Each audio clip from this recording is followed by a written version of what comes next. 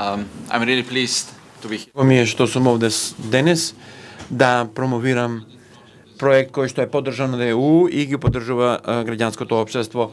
Се работи за наблюдување на стратешките приоритети поставени од страна на агендата за јавна администрација. Денешниот настан е еден од првите настани кои што обележуваат почетокот на 90 грантови во програмата на поддршка на граѓанското општество од 2015 година со цел да се поттикнат граѓанското општество во процесите на донесување политики и донесување одлуки. Важноста на оваа тема и на невладиниот сектор во Европската Унија е најдобар начин преку последната посета на Могерини минатата недела во Скопје. Таа ја започна својата посета со средбата со граѓанските организации и ја искажа целокупната поддршка за нивната работа, затоа што, како што таа кажа, таа е свесна дека тие бинуваат низ тешки времиња. Зошто го кажа тоа? Затоа што навистина се воодушевени сме од фокусот и вниманието кое што институциите кои што треба да бидат независни во последно време се насочени кон граѓанскиот сектор. И колку е лесно собраните информации во овие истражувања се објавуваат во јавноста преку прекршување на законот и прекршување на основните човекови права.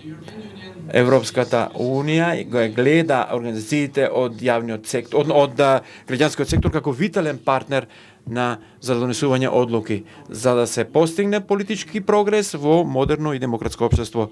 Клучно е да се има поддршка, активна поддршка од граѓаните и нивните организации, да им се овозможи на луѓето да земаат активни одлуки, активни учество во донесувањето на одлуките, и тоа е важно за легитимитетот за јавните институции и за работата што тие вршат.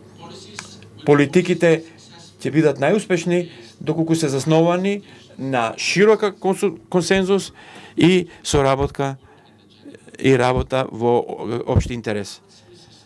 За јакнато граѓанско општество во својот диверситет е клучна и интегрална компонента на секое демократско општество и е самото по себе многу важно. Граѓанското општество носи плурализам, еднаков развој и инклузивен растеж. Граѓанските организации имаат капацитет да ги представуваат, да ги бранат и да повикуваат на малцинствата, на социјалните групи кои што се вулнерабилни. Исто така можат да поттикнат и развој на човековото, на општеството. Граѓанските организации често се ангажирани во иницијативи за поддршка во партиципативната демократија и транспарентно и легитимно владење, исто така и во вакви ситуации. Синергијата помеѓу граѓанското општество може да помогне во поддршка на квалитетот, социјалната инклузија и системскиот развој.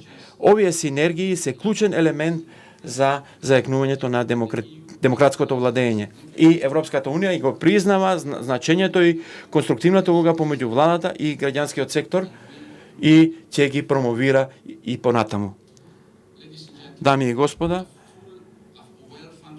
добро функционирачка јавна администрација е предуслов за транспарентно и ефективно владење. И улогата на невладениот сектор е клучна и таа треба постојано да биде под мониторинг. Проектот кој што го започнуваме денеска е еден од трите приоритети кои ќе се поставени во програмата на Европската Унија, заедно со 6 други проекти кои исто така се презентираат овде денеска. Нивната цел е да бидат watchdog за јавната администрација и реформите што таа ги спроведува. Некој од вас ќе се праша како наблюдувањето на имплементацијата е можно во ситуација кога новата јавна администрација и стратегијата е одложена. И покрај стратегијата, и покрај тоа што нема стратегија, новата регулатива и содржи цели и препораки кои што се дефинирани во извештајот на Европската Унија за државата и се ставени како итни приоритети. Ние очекуваме овие препораки да бидат рефлектирани во стратегијата која што сега се подготвува. И ние очекуваме новата влада да ги адресира штом ќе стапи на власт.